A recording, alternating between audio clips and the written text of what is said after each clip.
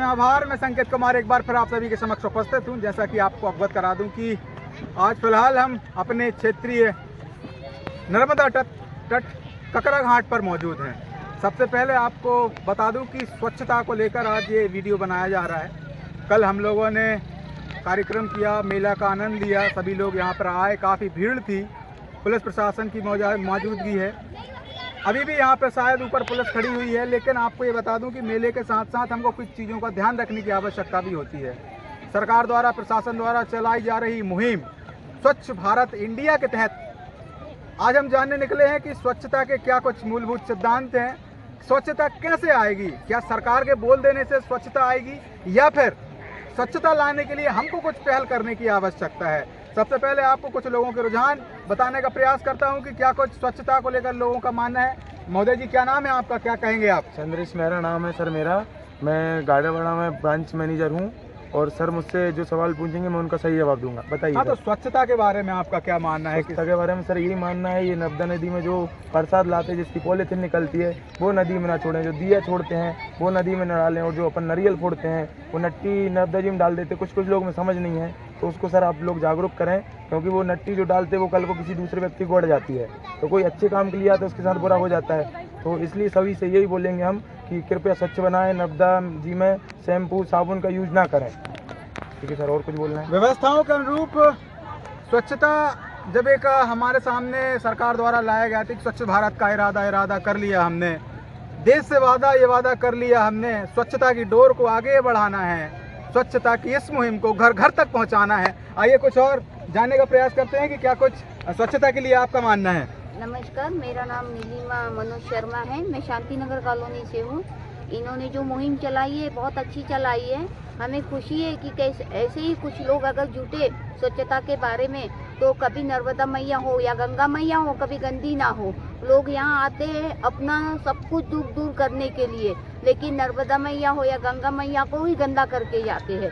तो मैं चाहूँगी, इन सब से आग्रह करूँगी कि आप ऐसी कोई हरकत ना करें जिससे नर्मदा मैया नाराज हो जाए, और ना इसमें शैम्पू वापरे, ना साबुन वापरे, और जो कूड़ेदान रखे हैं वो कूड़ेदान का यूज करें कूड़ा डालने के लिए। नर्मदा मैया के किनारे ना डालें, इतनी मैं आपसे विनती करती हूँ। स्वच्छता के लिए क्या कहेंगे आप?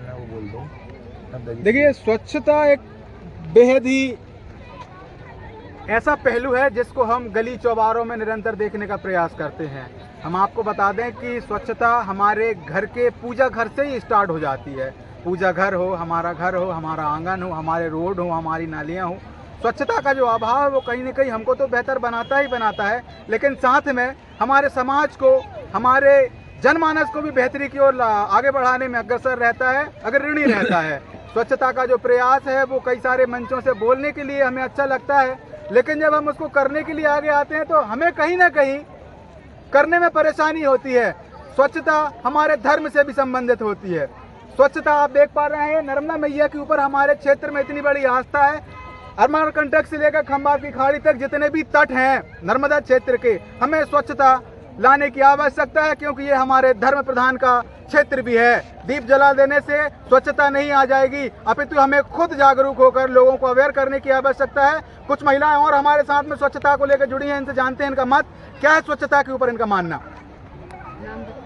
हर नदी पे, हर क्षेत्र में स्वच्छता जरूरी है। जल है तो सब है, जल नहीं तो सब कुछ नहीं। अपने जीवन के आधारित है, जीवन के जल जरूरी है, जीवन के लिए, जगने के लिए। पर्यावरण को स्वच्छ रखना यही सबसे बड़ा अभियान है। हाँ माता जी, आप भी बोलिए कुछ। स्वच्छता स्वच्छता रखना चाहिए, गंदगी नहीं रहना चाहिए। माता जी के जल के ऊपर ही अपन सब कुछ है। जल है तो कल है, यदि जल ना होगा तो हमारा कल भी नहीं होगा। गढ़वारा से एक और व्यक्ति विशेष हमारे साथ मौजूद हैं, जानना चाहेंगे कि क्या कुछ इनका मानना है। सबसे पहले मैं मीडिया को बहुत बहुत बधाई देता हूं और बहुत बहुत धन्यवाद करता हूं जो आप लोगों ने इतनी अच्छी मुहिम छेड़ी है।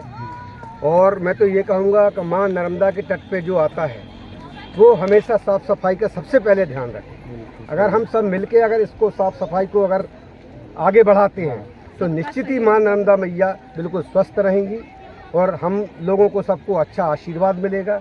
नर्मदा मैया के तट पे कभी गंदगी भी नहीं होना चाहिए, और जो गंदगी अभी हो रही है इसको हम सब मिल के उठा के और कचड़ेदान में अगर डालें तो नर्मदा मैया वास्तव में बिल्कुल साक्षात मैया का रूप लेके हमारे सामने आएगी। रूप प्रारूप और स्वच्छता का ये अभियान निरंतर जारी रहेगा। आपको बता दूं कि नर्मदा मैया हमारे क्षेत्र में आस्था का बहुत बड़ा केंद्र है।